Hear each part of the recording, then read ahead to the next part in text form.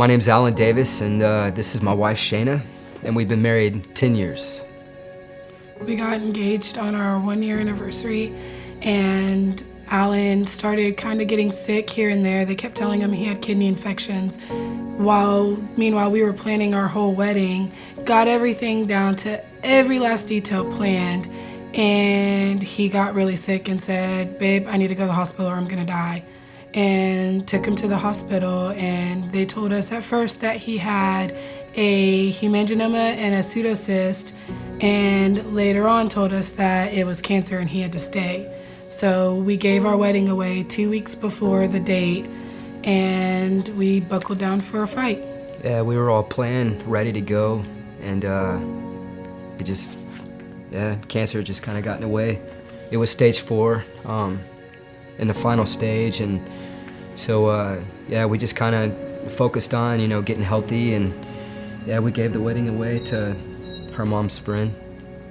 We were gonna just go to the Justice of Peace and elope, and the pastor of the church at the time said not to do that, that he would marry us. So we went up to our church with nobody there on spring break and ended up getting married, and it was really cute. They got me a little bouquet of flowers and him a boutonniere, and they, the worship leader at the time there had just written a song for his wife that nobody had heard, so they played a song for us, and we got to have our first dance and everything, even though we didn't get to have our actual wedding.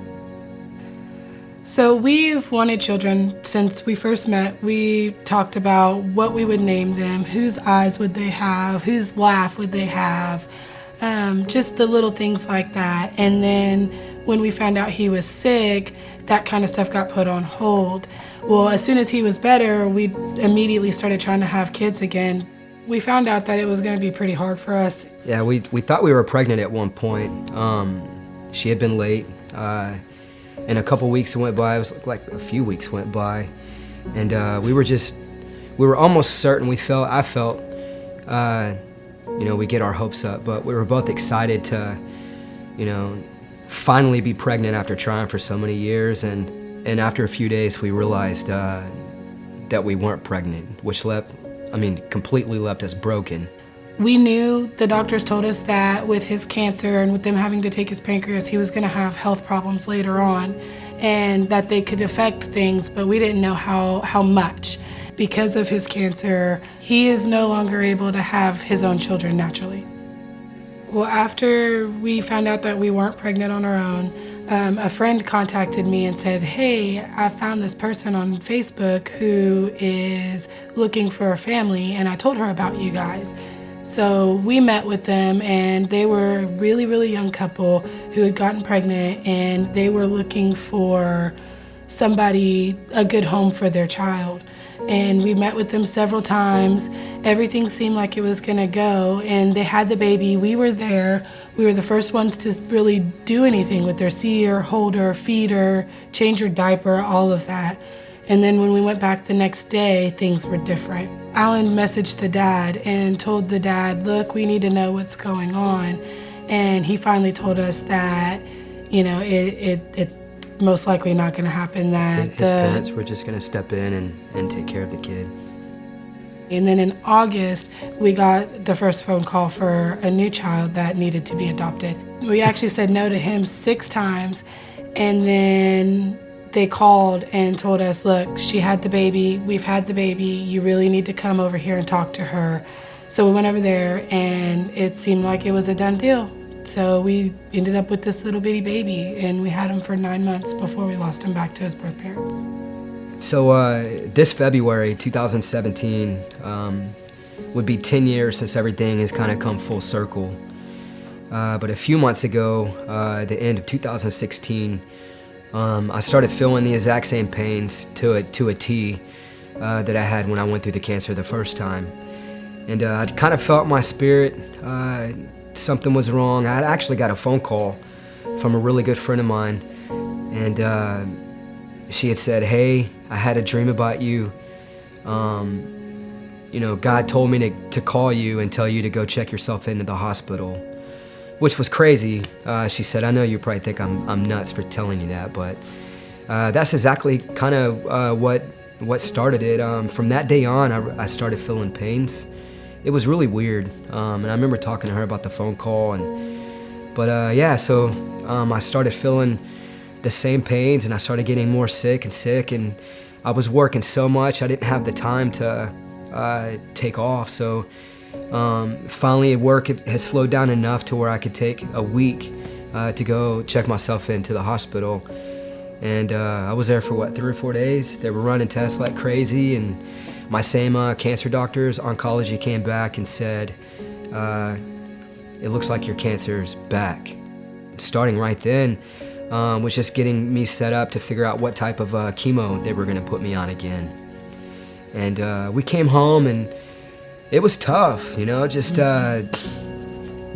years would have been pretty amazing to make it without having cancer. 10 years cancer-free would have been amazing. We ended up getting a huge prayer meeting. 60 total people came to our house, and we formed in the living room. We actually had to break out into the front yard. There was so many people, but they laid hands on me and they prayed just a prayer of healing over my life. And from that point on, I was healed. I had my follow-up a couple weeks after that, and they told me, yeah, we did some more scans and stuff, but in the end, the doctor said the cancer was gone. I really believe that God created me to just create. That's art and that's music, just to be a creative individual. And just the simple fact that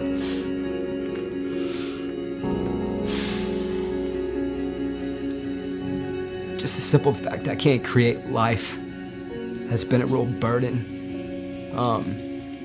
It's hard to be able to create all these beautiful things, but yet you can't create a kid. And God says in Psalms that children are a gift, and I don't know, we're ready to receive our gift. So now we're at the point where we ask you guys for your help. This isn't something we just threw together. This is something people have been breathing into our lives for a good 5 years now. Friends from church and family. We've had numerous people say, we want to help you out in any way, to do a fundraiser. And we haven't really been, it's hard to ask people for money, especially when you're hardworking too. And it's a tough thing to ask for that, but we feel like we're being obedient. That's the only way I can explain it. And as tough as it is, and as humbling as it is, we're just here to ask. God says to ask, and starting cost for this thing, is looking at around $20,000. We're asking for 25. We're going a little over and beyond, but we feel 25 is going to be more than enough to make it happen. And if God pierces your heart to give, we would be forever grateful. You would be making something happen in our lives that we've been praying for 10 years. And just the ability to create life would be amazing. And so your contribution, any way you guys can help, we would be extremely thankful.